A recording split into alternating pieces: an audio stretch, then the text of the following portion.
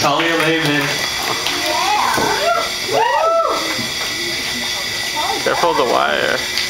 So we wanted to have a small, intimate show, which is why we decided to have a show in a cage. Like, literally, like a cage. Anyway. Quincy Cage, welcome. So I'm Talia. I'm a Jewish girl, Jew in comedy. I'm really breaking new ground. I'm a pioneer. So, like most Jewish girls, I have a nagging Jewish mother. Mine is always telling me to lose weight. I tell her, Mom, I have an hourglass figure. I'm just an hourglass that can tell a lot of time, which is something you want out of an hourglass, really. Yeah. So I have a colorful Jewish family, like my Uncle Jaime. He's still single, still living with my grandma, but he's hopeful. He's written a list of pickup lines for the whole Jewish calendar. You know, like Hanukkah. Hey baby, you wanna spin my dreidel? If you land on your back, I win! Or Passover. Hey baby, why is this night different from all other nights? 'Cause we're having sex on it. So every time I ask my grandma what she wants me to bring when I come over, she says, bananas! But Ma, you know I don't like bananas! They make me poop funny. But they're good for you. They have vitamin yellow. Ma, a grown man shouldn't be eating something that's shaped like that, and neither should you. Did I survive the Holocaust? So my son could take away my bananas? But Ma, you were born in New York. That's exactly how I survived. Now bring on the bananas. So, like most Americans, I spend the time I'm not losing weight watching TV. I really like reality TV because there are so many more midgets on reality TV than there are in real life. In fact, it seems like every major reality TV show has its own midget version. Like The Midget Bachelor, that's real. So is The Midget Bachelorette. Extreme Makeover, Midget Home Edition. It's only 20 minutes. What not to wear if you're a midget? Well, a lot of things. Who Wants to Be a Millionaire and also happens to be a midget. But I think, you know what I want to know when I watch these shows is whose reality corresponds to the Midget Bachelorette? Who's the person watching the real world and being like, my 12 roommates who happen to correspond exactly to American archetypes got into just a similar love trapezoid the other day?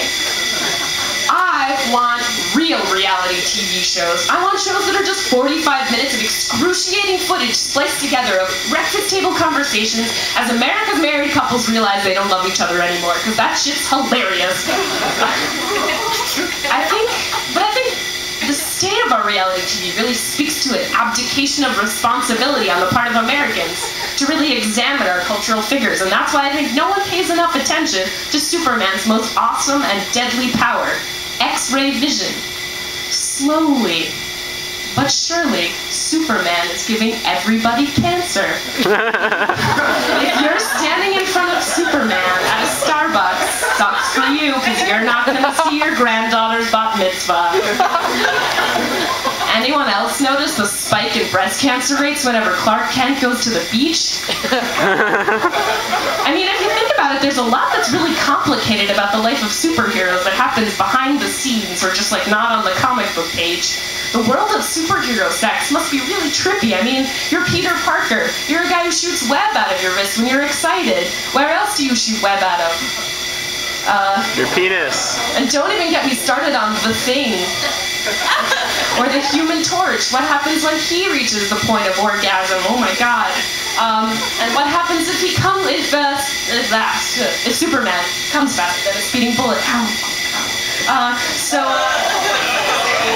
While we're on the subject, I just want to know, something I've been wondering for a long time is why so many superheroes have like man or woman in their names. Superman, Wonder Woman, Spider-Man, Aquaman, I could go on, but they're all wearing skin-tight spandex. You'd think their gender would be evident.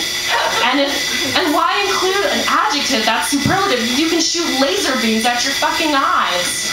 I mean, if I were a superhero, I'd just pick a badass name like Cassandra Torres, or I don't know, and hope that foreign supervillains would just guess my gender. If not, they could just look at the elastic, shadowed crotch bump, and it would solve all the mysteries.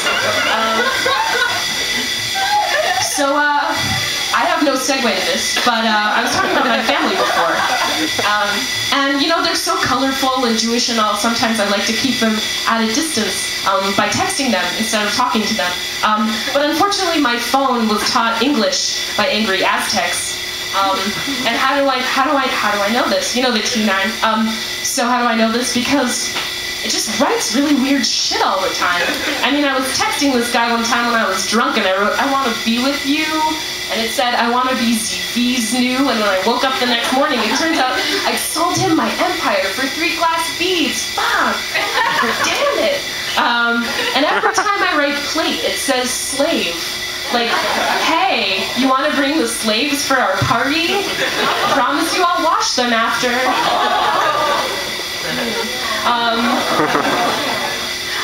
So, speaking of bastardized cultures, I was eating a Taco Bell the other day, and they said they couldn't bring me a taco because their meat pump was broken.